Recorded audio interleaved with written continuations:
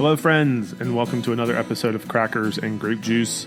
I'm Tier Hardy, one part of the trifecta made up by myself, Jason Michelle, and Morgan Guyton. In today's episode, you get a little sneak peek, or you get to look through the peeping hole as Jason sat down with a man crush of his, Mr. David Bentley Hart, for an episode. So, Jason, can you tell us a little bit about what happened during this conversation that you had? I mainly fawned over David Bentley Hart. Creamed in my pants a little bit. Did you have to get a new microphone because you were salivating so much that you shorted out the other one? I almost. And I was shocked at the beginning that he actually recognized my microphone and was able to judge it a good one. Nice. Yeah, so he is not the antiquarian that he pretends to be. Which is funny, though, because in the previous episodes to this, or the episodes after this, depending on how we decide to order all this stuff, you and Rob Bell have the same microphone. So it must be good. It is good. So, yeah, I mean, David Bentley Hart's like on my Mount Rushmore of man crushes, and so I wanted to make a good impression. Mm-hmm. Because apparently, and that will come out in the interview too. Apparently, I did not make a lasting impression upon him because he was my professor my first and second years at UVA, and he was one of the ones who made me want to do what I'm doing. Tier, what are you doing right now, Tier? What, you just got up and walked away. I'll edit that part out. I had to plug my laptop in because it was dying. So David Bentley Hart was your professor at UVA? At the University of Virginia, yeah. I had no idea what the hell he was talking about most of the time. He had nothing but utter disdain and contempt for us little brains in the room, and I enjoyed every moment of that. I was so masochistic. Yeah, it was great. But yeah, I had just become a Christian not too long before I went to college, and then, the personal conversion I had experienced as a teenager in high school was then matched by this kind of intellectual epiphany that the Christian tradition was deep and wide, and that people like him were far smarter than I would ever be. And so it compelled me to seek more. So would you consider, since right after that conversion you had in high school, then attending UVA, so between the people you had in your local congregation and then going to college and having a professor like David Bentley Hart, has that really shaped you for ministry today? Did he provide that foundation, that foundational theology for you to build upon? Yeah, he gave me the confidence that there was no question a skeptic or cynic or unbeliever could bring to the faith that someone in the past hasn't already tackled and addressed better than we might suspect. And he, even back then, before all of his books came out, because at the time he was just finishing up his PhD. But even back then, he had this moral contempt towards both the suffering of the innocent in the world, mm-hmm. And against those religious people who want to give easy answers as a way of getting God off the hook.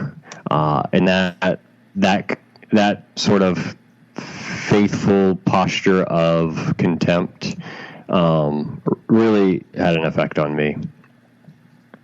Well, I hope that comes out. Hope everybody's able to hear that throughout the conversation they're getting ready to listen to. But that's enough. I was really nervous about interviewing him, and I have the video to prove it. He was having a good time talking to me. Well, you should snap a screenshot of that, and we can put it out there so people will actually believe that he was having a good time talking to you. Well, anyways, that's enough of us rambling on here. Enjoy this episode of Crackers and Grape Juice. If you enjoyed it, head over to iTunes and leave us a 4 or 5 star rating. Reviews are even better. So anyways, thanks for taking the time to check us out today. And now enjoy listening to Jason man-crushing for a little bit. Can you hear me now? Yeah, now I can hear you. Okay, I switched microphones. Sorry about that. That's okay. I mean, that Yeti Blue USB microphone is a good one, normally. I must admit, I'm surprised that you are a aficionado of microphones. Well, I do so many interviews now, and I don't feel like traveling, that having better microphones just at home is plus Erdman's, was it Erdman? Someone's trying to convince me to do an audiobook version of one of my books. So I think that's a very good idea. So I thought it would be good to begin by just being as polemical as possible and get you to unpack, for people not familiar with your work, what you mean when you say that the God most Christians worship is evil.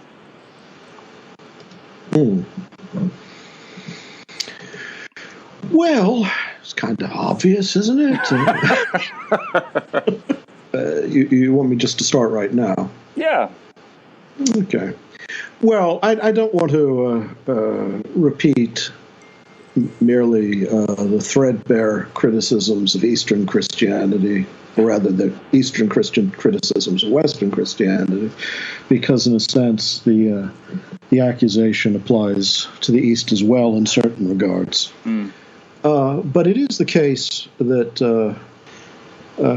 that in the history of Christian dogma, the understanding of the economy of salvation that most Christians have come to presume, not adopt, not consciously, but what they've been taught,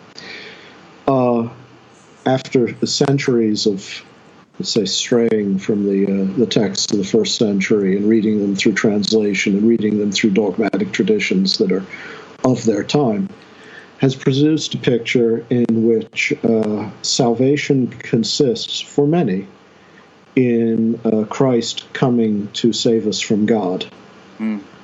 The story that we're told is biblical, though really it couldn't be less biblical, is that humanity contracted guilt through the sin of a first parent. That guilt, rightly, though how this works I don't know, rightly condemns the entire race to eternal perdition and eternal torment. And in order to free at least some of us from this destiny of having been born already guilty in the eyes of God, Christ, who on the one hand is God's representative, but on the other comes to pay God off for our sins, gives his life so that God can pour out his wrath upon sin upon a victim, and that by association with that victim, some of us can be rescued from the universal ruin that God imposes on us, that the Father intends it and destines it, is interesting only in the sense that it argues for a kind of perversity of providence, but other than that, what we understand salvation to be is the imminence of divine wrath alleviated by the slaughter of an innocent victim. So, on top, no, I mean that's only the beginning of it, though. For me, to be honest, but we can stop there. So, I mean, you have been. So you would argue that inherited guilt is based upon a mistranslation of Romans. Is that true?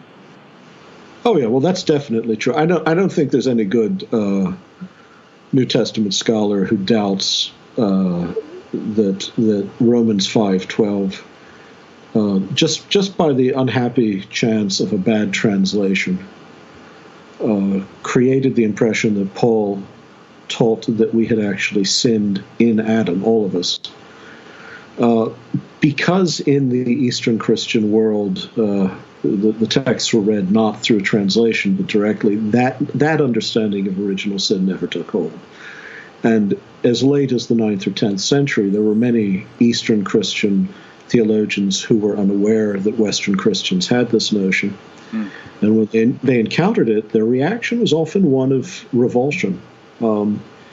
It's often the case, I think, and I was raised a Western Christian, although, as I say, as a high church Anglican, just, what did it mean, really? But I think those who are used to certain ideas, such as people who are raised in traditions that involve notions of a double predestination or predestination at all, or forensic justification or atonement by way of an exhaustion of divine wrath and all that.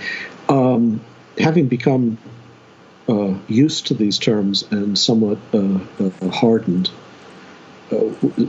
Western Christians aren't prepared for just how deep the revulsion is that they can inspire in Christians from other traditions who did. And this happened. I mean, in the Patriarch Photius, 9th century Christian, when he encountered the notion of an inherited guilt, denounced it not only as logically meaningless, because guilt is an imputation and therefore certainly couldn't inherit it, even if God decided to treat us as guilty, we wouldn't actually be guilty. It would be like saying that God could make 2 + 2 = 6. Yeah.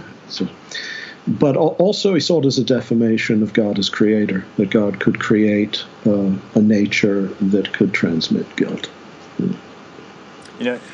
Speaking of 2 + 2 = 6, so there is this in the understanding of God that I find a lot of young people rejecting, is this God of pure voluntarism that is punitive and arbitrary. And then, associated with that too is a particular understanding of Scripture and how to interpret it and creation. Yeah. Sure.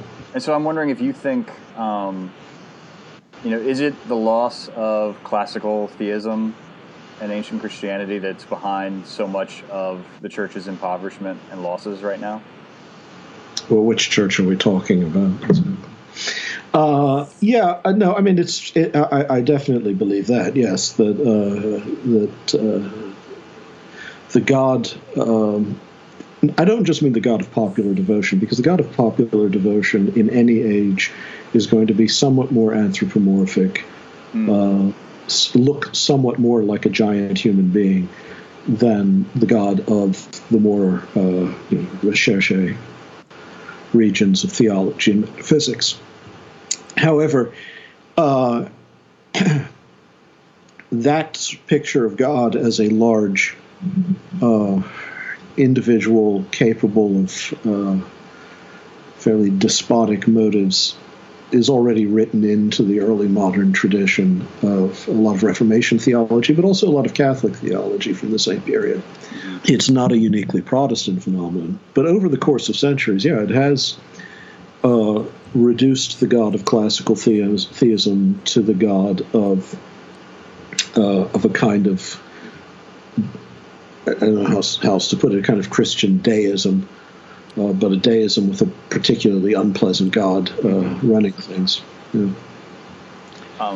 So one of the things I've always wanted to hear your thoughts on, because I've read you pretty thoroughly as a nerd. No one has. Yeah, okay. But what do you think is the appeal of, and what would be your critique of the flaw in process theology and open theism? Well, just that it's logically incoherent. I mean, but that, it's a warm and fuzzy way for some of escaping the scandal of evil in creation, and for others, it seems to answer questions regarding the moral nature of God that the magisterial Protestant tradition, for instance, answered in a very different and very troubling way for some.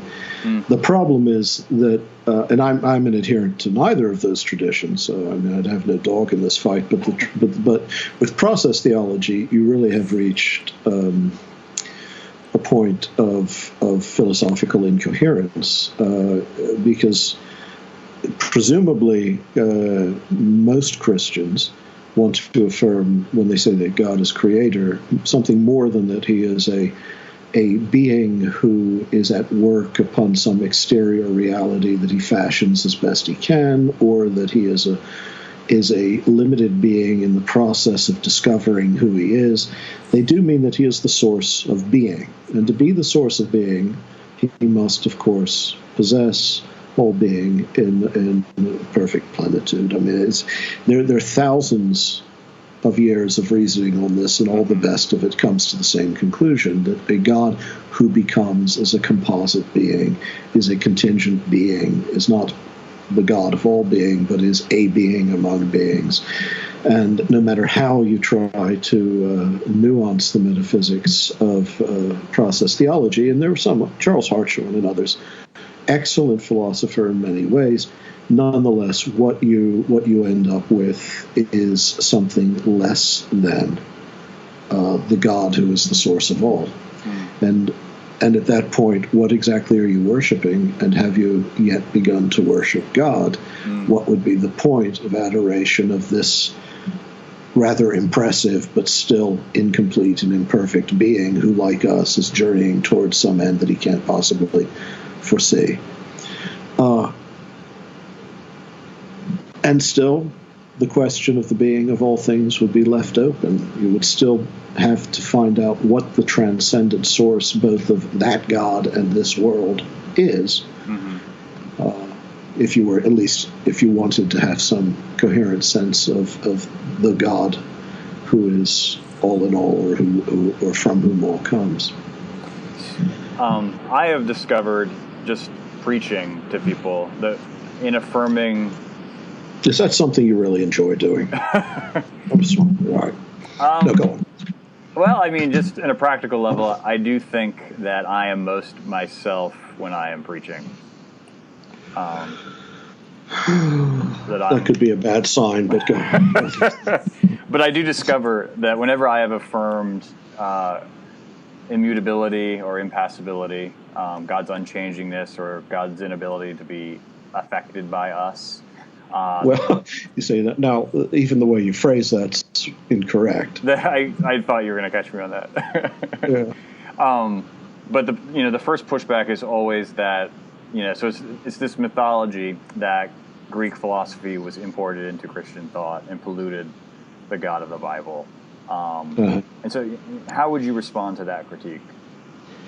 It is true that in the before the first century, Jewish thinkers and then Christian thinkers after them were not only aware of and introduced to Hellenistic categories of thought, but imported them. I mean, well before the Christian period, Jewish thinkers were allegorizing many of the stories of the Old Testament, and Paul relentlessly allegorizes the Old Testament. This was a common practice not only in places like Alexandria, but among educated rabbinic Jews, even in Palestine or in the Near East, in Israel.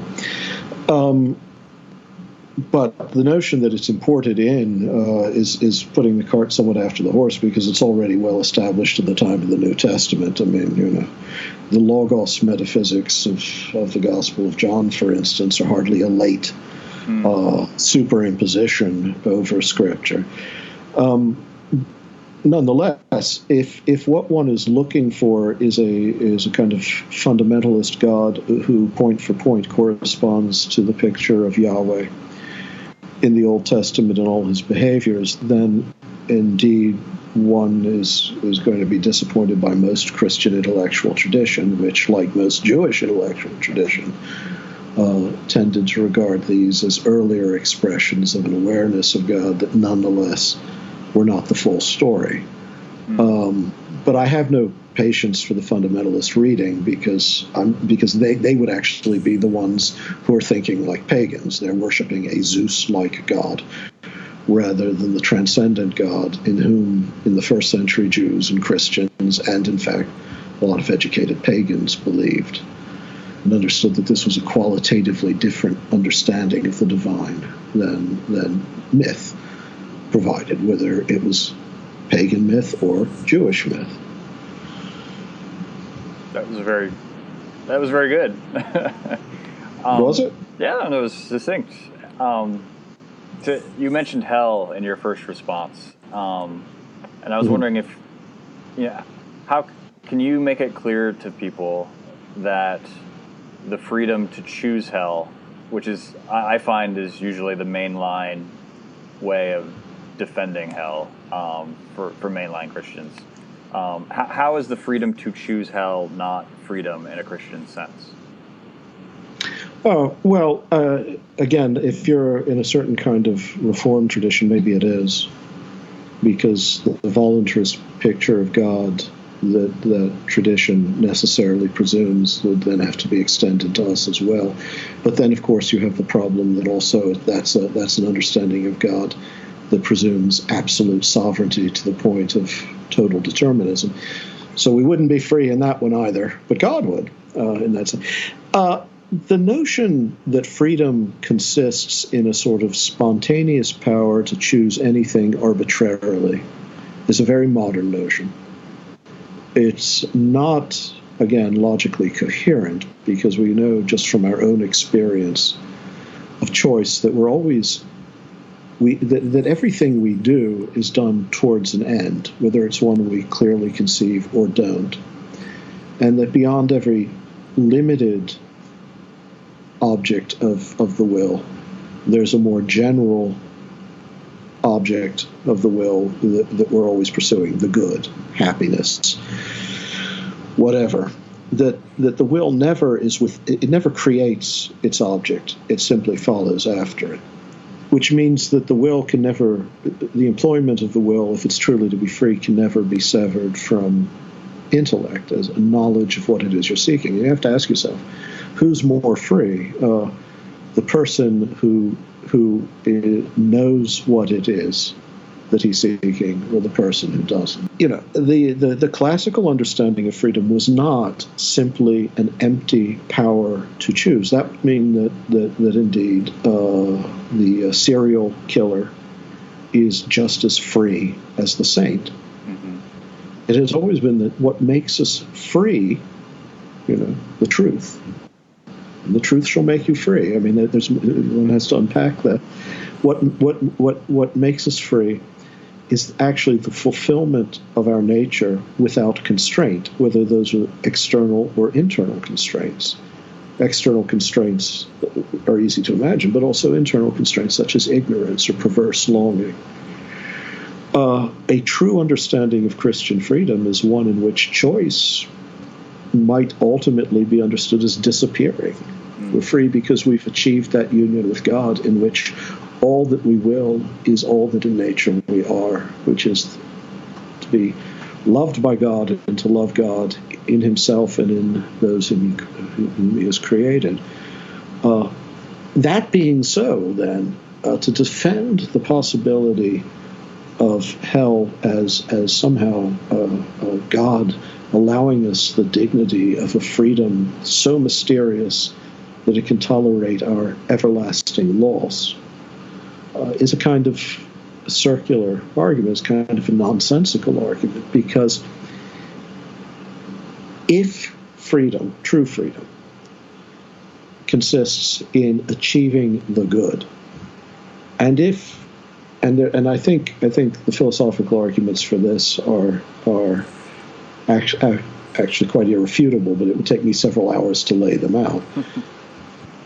If it is the case that to know the good properly, to be properly spiritually and intellectually aware of what the good is to have it as one's as the natural object of one's will and as the immediate object of one's will. You cannot know the good for what it is and not desire it. Then the defense of the doctrine of hell from human freedom turns out to be so thoroughly premised on a defective notion of freedom, that is, this voluntarist picture of freedom, that you can just that we're free because we can invent any end we want for ourselves, and where that wanting comes from we can't even say. That it's a hopeless defense. It just doesn't work. It's actually the worst way of defending the doctrine of hell. And if you think about what would it mean, I mean, how could one be free in that way? If freedom were so spontaneous that it could choose an end that is not actually the objective good, but could just, or what one mistakes for an objective good for oneself, but could just choose in despite of one's knowledge of the good, then that would be no more free than a volcanic eruption. It would be so purely spontaneous, it would be so purely irrational, that it would be like a neurological agitation. It wouldn't actually be an act of either intellect or will. So, I mean, that points out how difficult it is to speak Christian and speak American to sound like Stanley Hauerwas. Yeah. I mean, or modern. It's not just. This sort of narrative of freedom is the Western modern picture of freedom, and let's be honest. I mean, it begins within certain strains of theological thought in the 14th and 15th centuries. Mm-hmm. So what is a better Christian understanding or critique of capitalism, given this understanding of freedom and choice? Well, the freedom of capitalism is not the freedom of the gospel. If people want to defend capitalism as a practical good, given all the options available to us, then that's fine. I wouldn't do it, but they may be right. It may be that in the world we actually live in, capitalist markets are the ones that feed the most people, mm-hmm. if they're not allowed to be so thoroughly laissez-faire, mm-hmm. that only a few benefit, which more and more sometimes looks to be what the sort of arrangement we're heading back towards. But even so, but those who think that by invoking the word freedom, they're defending capitalism in the context of their Christian faith are doing something absurd. It's not the same freedom. The freedom of the will, the consumerist to purchase goods or to build a business even, is not necessarily going to be a consonant with the freedom of a soul to find its proper end in God by becoming. I mean, Mother Teresa is for instance, a good example of what a Christian thinks freedom might look like. I doubt if she thought she had any choice in the matter. I mean, her conscience and her commitment were not something she could turn away from, because she had become the act of God towards others. That's the freedom to which Christians aspire, and it won't bring worldly success, certainly. And the liberty that a capitalist culture depends on is purely arbitrary in one sense. It's also one that has to be cultivated by a constant creation of desires that weren't there before and needs that don't actually exist. Our whole art of advertising is to inspire what the New Testament calls lust of the eyes. That is, a desire for that which you don't need and which does not fulfill your nature, but which, as an object of curiosity or pure appetite, draws you to it and away from others, and away from God, or away from any number of truer goods. Going back to the idea of hell, or the doctrine of hell, rather. Yeah. So, is it true that, on the one hand, we can affirm hell in the sense that that's what we experience when we reject God? Yeah. But at the same time, God would not allow for anything that we would define as eternal hell? Is that? Well, I mean, I have my arguments for the latter. The former, I think, is the only definition of hell that a Christian can accept. Okay. And this is, in fact, the Eastern Christian sort of standard view, which is that the language of divine wrath and so on is a very handy kind of pictorial shorthand. But the truth of the matter is that what hell is a condition of the soul that has closed itself off from divine love and from love of the neighbor, in which case the glory of God that should enter into us and transfigure us is experienced as a kind of chastisement of conscience and of the self, as a sort of fire. That's just sort of standard. I mean, the Eastern tradition and maybe this in part has to do with the centrality of the contemplative tradition in the East. That's the definition of hell that you'll hear from a pulpit on a Sunday morning, usually. On the other hand, I agree with Gregory of Nyssa, for instance, the great 4th century church father, as well as Isaac the Syrian, and perhaps secretly Maximus the Confessor, and a number of other figures, as well as more recent figures like George MacDonald, that there are very profound arguments why no, that could not be a successive, eternal self-determination.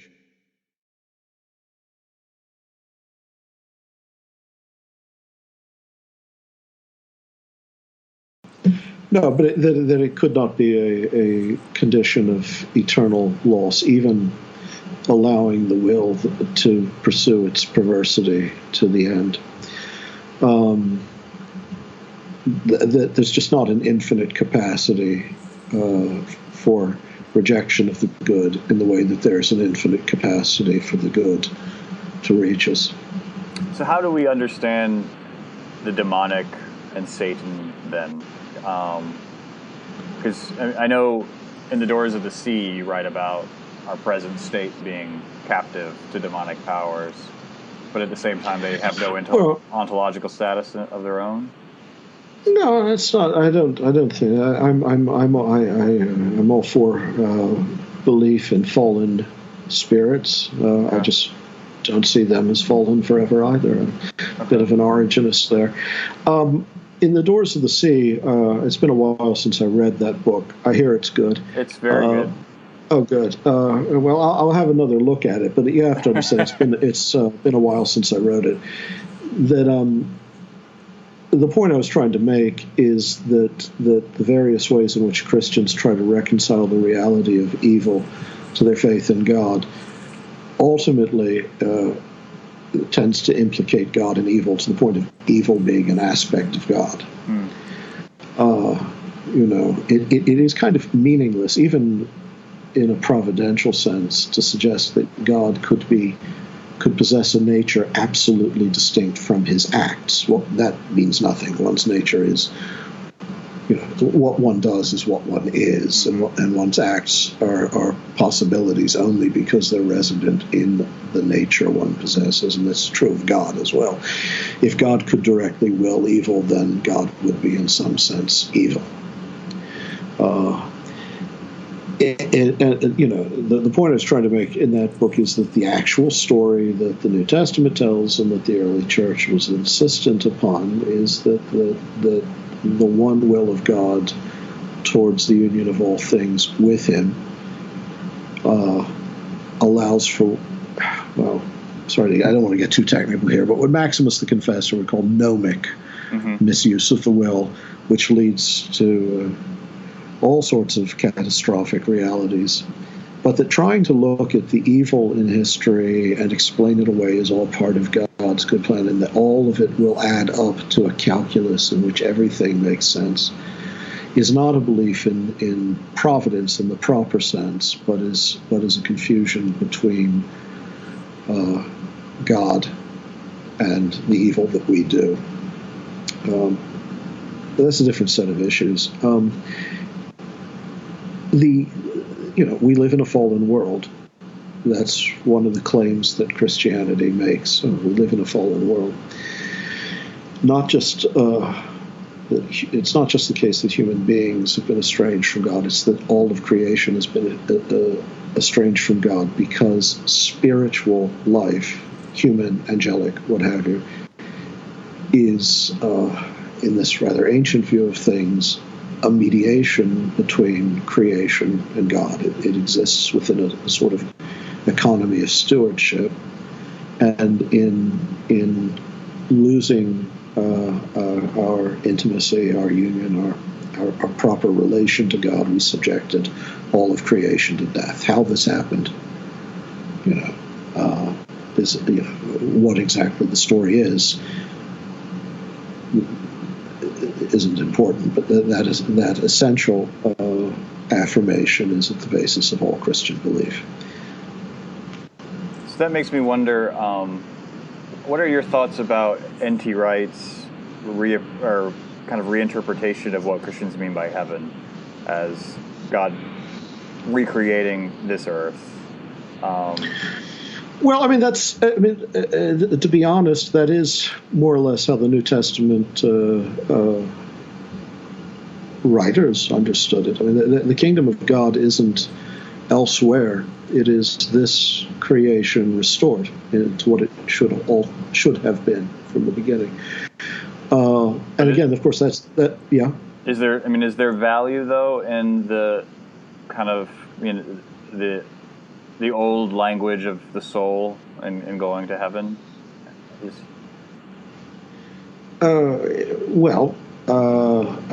Certainly there's value in the language of the soul. No, to be honest, no. I think eschatologically, this is an issue that comes up occasionally with my Thomist friends. As you know, most medieval theology had kind of lost any sense of the cosmic dimensions of salvation as it's depicted in the New Testament. Mm-hmm. It's clear in Romans 8, for instance, that Paul is talking about a glorification of all creation. Yeah. And all the language, even, when you get to the book of Revelation, and that's people should be very careful in how they interpret, how they read the book of Revelation. But even there, the imagery of the New Jerusalem really means what it says, that in some sense, just like Jeremiah or Micah or Isaiah, the author of Revelation, John the Divine, is looking forward to a restored cosmos, not to an escape from the world into some other realm. But a restoration of all things, which in Acts is called just that, apokatastasis ton panton, the restoration of all things. And in Eastern Christian tradition, this sense probably was the sense of the last things was probably preserved somewhat better than in the West, though I can point to medieval Orthodox texts that would probably be just as worldless in their view of the last things as Western texts. But again, if you're Orthodox, this language of cosmic glorification of humankind as a cosmic mediator, Christ as the mediator who restores the priestly role of humanity in creation so that all of creation can be restored, is just a commonplace. One of the loveliest images of the kingdom of God, and one that's very popular in the East, is that think of the entirety of creation as becoming like the burning bush, utterly pervaded by the divine glory, transfigured and yet not consumed. So certainly the authors of the New Testament look towards a world of bodies, not flesh and blood. I mean, you have to understand, Paul is still for instance, using the language of the first century. He says flesh and blood cannot inherit the kingdom of God. And he means what he says. But but one mustn't confuse that with the concept of body. For him, flesh and blood is a certain state of fallenness itself, in which the body is animated by psyche, which we tend to translate as soul, but could translate just as life principle, if you want, as opposed to the spiritual body, in which it's a state of existence of embodiedness that is not subject to death or decay or the division of soul and flesh. So, I mean, it's not simply a resuscitation of this world as it currently exists. It is a complete transfiguration and transformation. Nonetheless, it is this creation that is to be saved, not just human personalities. That's really good. I want to be respectful of your time, but I wanted to end. We're doing all right. Okay. So this past year, I was on medical leave this past year with battling cancer, and I reread a lot of your work while I was away, and your insistence that when we look in the face of those who are suffering, we don't see the face of God, we see the face of his enemy, as you put it, grounded me in a way that it hadn't before. Well, can I interrupt before you finish that? Yeah. So when we look at their suffering, not that when we look, okay. Go on. No, that's an important clarification. So that really grounded me and helped me kind of steer through my own suffering. And I know you've had some medical issues this year, and I wonder if there's... Well, it's actually going on 3 years now, yeah. Okay. Yeah. So I'm wondering if your own experience has given you a new vantage on your thinking, given you any new perspective or wisdom, or new questions? Well, I'd have to have minimal wisdom to have more, wouldn't I? No, I mean it's difficult when you pass through certain you might be able to speak to this better than I can, but when you pass through certain periods of despair, it makes everything that you've said in the past seem a little bit fatuous, and that includes me. And I have one of the reasons I haven't read The Doors of the Sea for a while is I still know that it's still, in some sense, as is true of any attempt to deal with the mystery of suffering, it's inadequate. Mm-hmm. And honestly, the point of the book was actually just to urge Christians not to use the wrong language so much as it was a proposal about what the right language is. I can say this. It's made me more forthright. Apparently you have read or heard the address I gave here at Notre Dame on creation from nothingness. Yeah. And the doctrine of eternal damnation, or the idea of eternal damnation. In the past, I might not even have occurred to me to make that the center of a meditation on the nature of creation as a moral act of God. But I realized that to insist upon the goodness of God in a way that's actually, again, logically coherent, required a stronger and even more radical and maybe more provocative statement than I'd made in the past. It forced me to say things because not to have said them would have felt like a lie. Mm.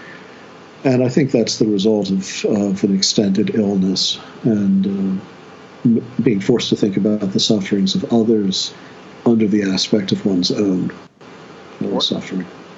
What illness is it? It would be a long explanation. I suffered a toxic exposure and infection with multiple systemic effects, the most lingering of which remains chronic lung inflammation and neurological pain. I'm sorry. Well, I'm sorry about your struggles as well. Yeah, but I mean, and I don't think I would have thought of it until you just were talking, but I mean, it's sensitivity and moral outrage to the suffering of the world is really what unites a whole lot of your writing. I mean, that's your whole premise in Beauty of the Infinite, is this ontological peace in God's nature, and It's...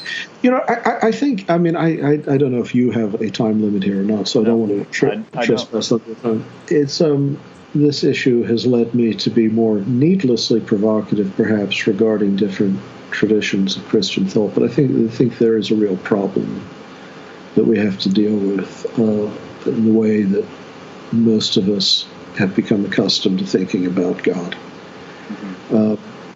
We preach the gospel of the love of God in Christ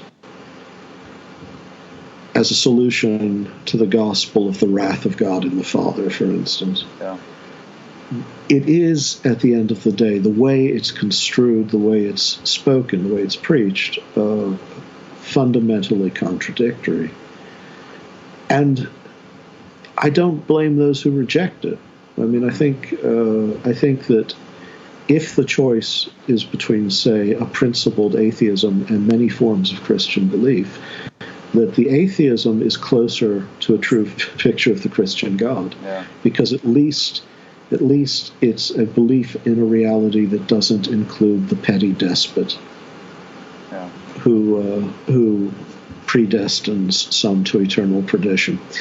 But the other thing is just it's a critical and a scholarly concern too. That's a trivial thing, but I just translated the New Testament again for Yale. When is it coming out? Well, that's a good question. It would probably be another 9 months, given the way in which these things normally move. But so let's say sometime in the next year. Okay. Books take a long time to get through the presses of big academic presses, but they commissioned it from me. It wasn't that I went to them. I actually offered to translate things that you may never have heard of. Actually, I don't know. Have you ever heard of Quintus of Smyrna? No. Okay. Well, yes, the Greek poet Quintus of Smyrna, who wrote the Post-Homerica, the completion of the story of Troy, based on all the legends. Anyway, it's a wonderful. I've read your translation of Prishvara. I did read that. You did. You're a brave soul. Yeah, I struggled through it. Well, this would have been poetry. Okay, that's what I proposed to them, and they proposed the New Testament to me. But in the course of doing it, I realized that in a sense, of course, all my life, not all my life, but all my professional life, whenever I've taught undergraduates, I've been you were a student of mine, weren't you? Several classes, yeah. At UVA? Yeah. I'm sorry that my memory of you can't pick you out of the hundreds. I was nothing. See, you just stepped on what was going to be my closing tribute to you. But so I had you for my first 2 years at UVA. I think maybe you were finishing your PhD at that point, or you were in transition. I don't remember. But what years were those? Let's see, 96 to 97 and 97 to 98. Yeah, I would have just finished my PhD. And so I had just become a Christian and then gone to UVA, and then you were my first exposure to someone other than my pastor. So from you, I learned that God is the most obvious thing of all, and at the same time, Christianity is far deeper, and the tradition is far smarter than I will ever be. And those were those were the two most helpful lessons I think I could have gotten, and were it not for you, I would be a lawyer right now. Oh my goodness! So that's then maybe you could disprove my expectation of a finite hell. I'm not sure lawyers can be so well. Those jokes are so old now that it's inexcusable to repeat them. So.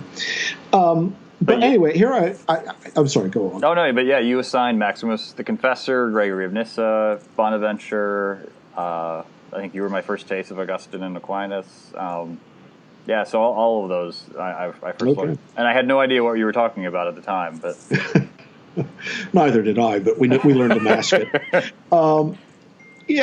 In translating the New Testament, I'm beginning to blush. So what I'll do is I'll move on. In translating the New Testament, I came more and more. I became somewhat indignant, actually, at the history of translation that one's fighting against. In part, I mean, just they're the traditional translations, which, with the best will in the world, followed theological orthodoxy in their time and place. Mm-hmm. Okay, and many people who are considered authorities on what, say, Paul taught, learned some Greek in seminary, and they learned to translate certain words according to the dogmatic tradition, which has determined a lot of translation for 500 years or more. And more than that, actually, the earlier, even the translations into Latin of earlier centuries. But then there are the modern translations, like the New International Version, which go out of their way to impose readings on the text that clearly aren't there in the Greek in order to make them conform, say, to a certain sort of evangelical understanding. So I know what you're implying, but can you spell out some of the translation mishaps? Well, mishaps. That would be a generous way of putting it. The New International Version, for instance, imposes readings that are clearly false. Again and again, it adds words. But to do it off the top of my head, I don't know. Of course, there's the famous Christ preach in the gospel to the dead. Mm-hmm. Tis nekris, or if you speak Erasmian, tois nekrois. Disgusting way to talk about, but tis nekris.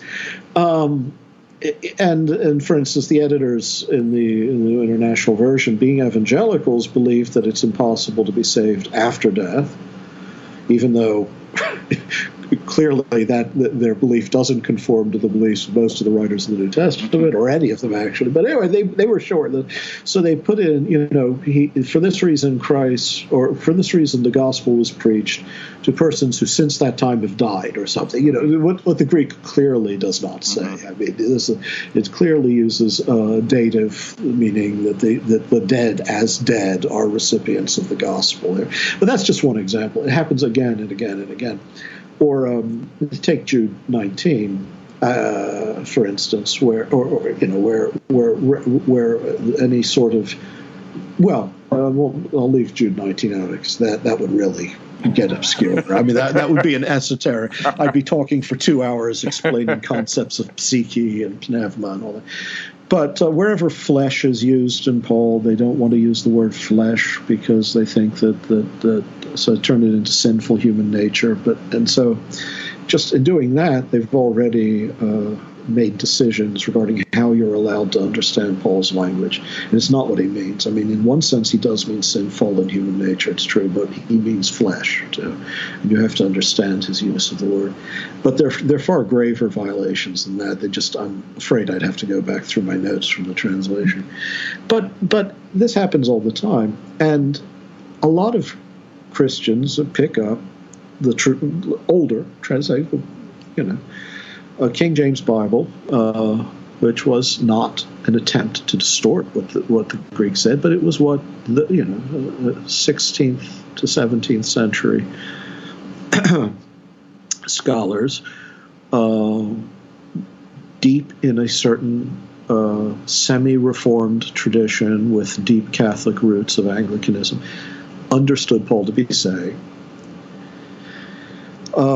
Just for instance, when a modern Christian reads the word justification, he or she may think he knows what that word means, or she may think that word means what dikaiosis means, but it's not. I mean, it's certainly not what Paul understood it to mean.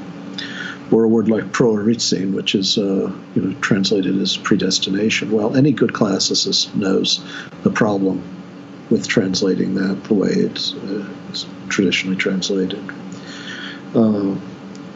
And the result is that we come away from the New Testament, or come away from these texts, thinking that we've read the Word of God, when what we've done, for the most part, in all innocence, is read an already dogmatically inflected and in some way distorted translation through our dogmatic expectations. How many Christians read Romans chapters 9 through 11 as a continuous discourse? Yeah. Almost none. If they read it at all, yeah. And if they do, so they get to chapter 9 and Paul says, what if, God, being inclined, already that's a problem.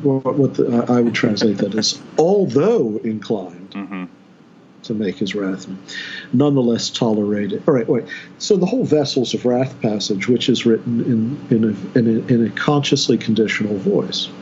Well, how much of Augustinian tradition, how much of Reformed tradition, Lutheran tradition, even Thomistic tradition, takes that as a statement of how things are? Mm-hmm. And yet for Paul, it's the statement of a problem that he agonizes over for 3 chapters and arrives at the opposite conclusion. Did they stumble so that they might fall? No. Why were they? Were they actually vessels of wrath? No. All were bound in disobedience, or rather, all were bound in a kind of fractious inability to be convinced or lack of trust or whatever. Do you anticipate your translation of the New Testament to be met with more criticism than anything else you've done? Yeah. From every single direction. Because particularly when it comes to justification and how that's interpreted in Romans, there's entire traditions reliant upon that. Oh yeah, and unfortunately, they're wrong. The funny thing is, what's curious about this is that this isn't even an open debate in real New Testament scholarship. No competent New Testament scholar, no matter what his or her dogmatic commitments is, none of any stature actually believes, for instance, that Calvin got Paul right. Mm-hmm. Okay, or that Luther got Paul right, or that even the late Augustine got Paul right. They all know that you can't move from Paul's Greek to those doctrinal assertions without radically misreading Paul and then ignoring other parts of Paul. In very profound ways. For instance, what kind you say you had just become a Christian in the middle 90s. What kind did you become? I'm a United Methodist, not by choice, but it was just the church down the street. Hey, I love the Wesleys. They're the nearest thing to Eastern Christians, and we like to think so. But if you were to follow a certain standard, look, people think I hate Calvin, and this is only because I do, but it's not a personal hatred. I just think it's an obvious, it's subjective fact that he got everything wrong. He inherited a tradition of misreading, and then he made it worse by imposing very, very modern categories on Scripture, such as a 16th century concept of sovereignty. Of absolute sovereignty. It's an idea that in the ancient church might have been attributed to Oriental despots, this notion of absolute power, but it certainly doesn't fall anywhere within the Christian concept, right? But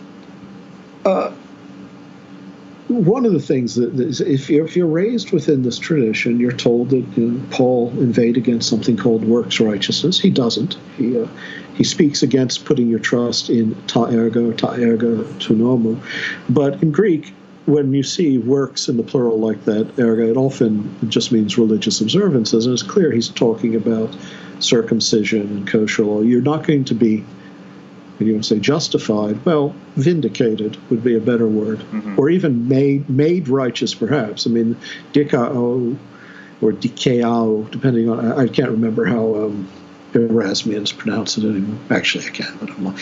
But that verb can mean proved righteous. It can mean made righteous. It never means what it means quite often in Reformed readings of Paul.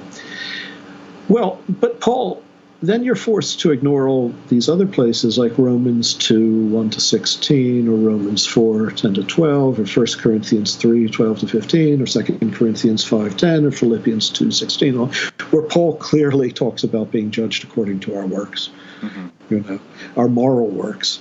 And it becomes, and any good New Testament scholar knows that he's chiefly concerned with whether we are proved righteous by certain ritual obligations imposed by the law of Moses, or whether even non-Jews can be proved righteous by faithfulness to God. Pistis always has that fiduciary quality that goes beyond mere belief. But faithfulness to God, a faithfulness that necessarily is one of works of love. That is Paul's teaching. But I've had, again and again, Reformed readers react with extraordinary vehemence to this idea. So they've been taught all their lives that Paul's theology of grace verges on the antinomian, that Jesus didn't mean what he said when he said, "Be ye perfect as your Father in heaven is perfect." He didn't mean what he said to the young ruler about selling all his goods. He didn't mean basically everything he said.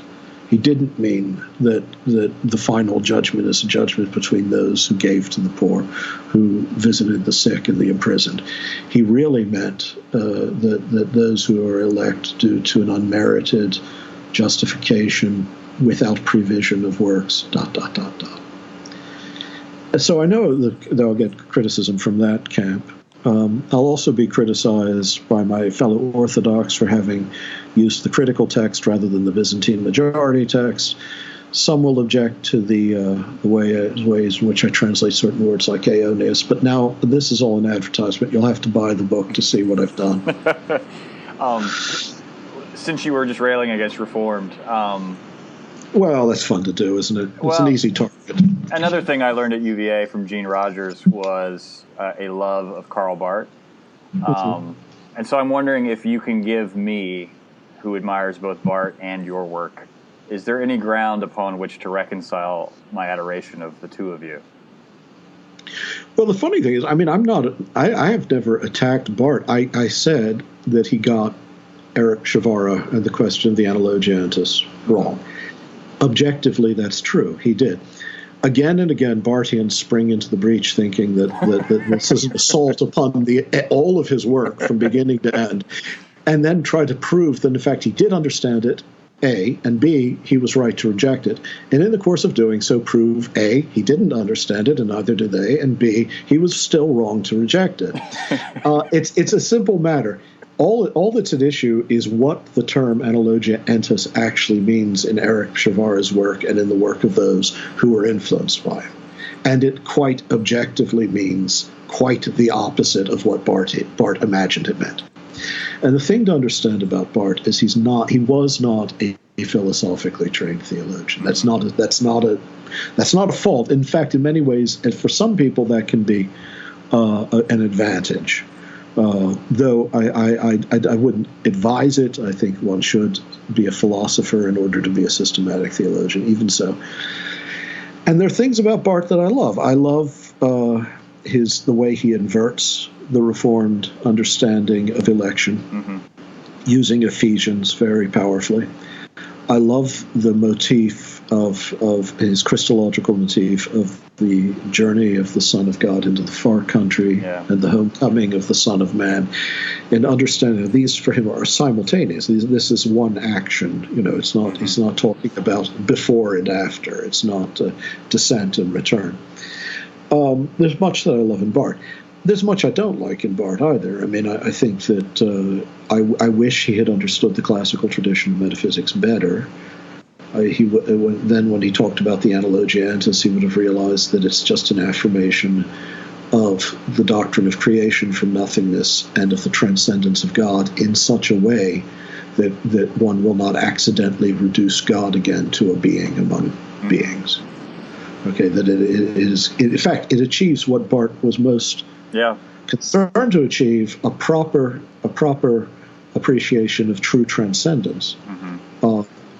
But so I mean, there are certain areas where Barth clearly lacked a certain philosophical sophistication, and was fairly open about it too. I mean, he would admit it.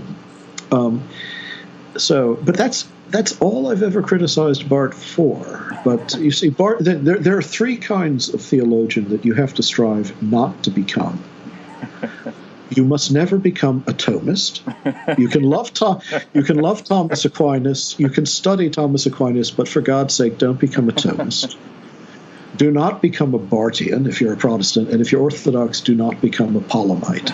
Okay, because Thomas and Barth and Palamas are all more interesting than the schools that bear their names. Okay. I can agree with that. So I don't think I've ever read how you became Orthodox from Anglican. I was kidnapped by a wandering tribe of Romani who happened to be Orthodox, and Look, if you're high church Anglican, where else do you go? To those who weren't raised, I love the Anglican tradition, but the truth is, it was a tradition in fragmentation in my youth. When I was a child, the Episcopal Church in Maryland was very high church. And had been going back to the time of the early colonies. It was not an Oxford. For those who don't know what these mean, just skip over this part of the interview. It wasn't Oxford movement Anglo-Catholicism. It was Laudian high church Anglo-Catholicism. Okay. Deeply grounded in the medieval church, but also with the richest tradition of patristic scholarship of any Western church. Because, remember, when the Anglican Church severed its ties with Rome, it still considered itself a Catholic church with the apostolic succession. So they had to build their understanding of their Catholicity on rather than early modern, late medieval pictures of the papacy, on the patristic understanding of apostolic Christianity. So this led to the first great flowering of Western Christian patristic scholarship in the modern age. In the 19th century, if you wanted to study the church fathers, you wouldn't go to Rome or to Palermo or to any of the great German universities. You go to Oxford or Cambridge. There were men like Lightfoot, and it was that love of the fathers that Newman, for instance, imported into Catholic thought when he went from being an Anglo-Catholic to a Roman Catholic, and he's one of the fathers, of the next generation of Res or Small, the recovery of patristic theology. So if you're raised high church Anglican, you're deeply immersed in the patristic period and in the Eastern Fathers. So that was always part of my life. I was also a Russophile from an early age, and so the 19th century and early 20th century Russian Orthodox thinkers, philosophers, and theologians deeply influenced me. Not just writers like people like Komyakov and Dostoevsky, Soloviev, Bulgakov. So I just naturally gravitated to Orthodoxy in my early 20s as more and more the Episcopal Church looked like it was going to become a battleground of different ideologies, which didn't interest me. I was not interested in ideological battles. I was interested in the tradition. I mean, creative. I wanted the tradition to be creative and dynamic, don't get me wrong, but that's not what was going on. Yeah. Instead, it was more politics than piety. And so I just naturally gravitated east from an early age. It was not traumatic. I wasn't rejecting anything. I didn't kick it away. Many converts to Orthodoxy in this country are converts who sort of violent converts, They're rejecting. They were raised fundamentalists. They were evangelical, but they become Orthodox, but they still hate Roman Catholicism. And there's none of that. I came by a different route, and so. Is your love of Dostoevsky and other 19th century, is that what informed your writing style? No, Dostoevsky couldn't write his way out of a bag. I mean, I love Dostoevsky, but his prose is horrible. But they're thick sentences. They're garbled. I mean, if there were a Russian prose stylist that I'd be most anxious from the 19th century to imitate, it would probably be Chekhov or Turgenev. I love Tolstoy best of all, but his prose, Turgenev is there. And in the 20th century, Baby and Nabokov and others. But no, there's no. I just write the way I write because of all of the different kinds of writing that's always appealed to me over the years. I mean, as much Sir Thomas Browne or Thomas de Quincey or J.A. Baker or Patrick Leigh Fermor. I'm very much a believer that more is more. Okay. So those are the kind of writers I tend towards. I think the less is more school in this country produced E.B. White's prose, which is wonderful, and that's about it. So it's much harder to do to write like E.B. White than to write like Thomas de Quincey. What about Cormac McCarthy? Do you like him? Because until I heard you were doing a version of the New Testament, I had always thought he would be the best person to to do a paraphrase of Scripture? I have certain problems with Cormac MacArthur, to be honest. What are they? I don't want to keep you, but. I'm not as enamored of his prose as many are, but I'm just not as enamored of the books. But part of that might be just a petty prejudice. He said something nasty about Proust once, and I never forgave him. I love Proust. Well, David, I really appreciate your work. I appreciate your time and your teaching. Well, it's good to talk. I'm, again, sorry that I don't remember you as an undergraduate. I'm sure you were uncommonly handsome and wise. Maybe handsome, not wise. I have my doubts about both, actually. You're a gracious teacher, so thank you. That doesn't sound right. Okay, well, it's good to talk. God bless. Take care. You too. I hope you're doing very well. I hope you do too.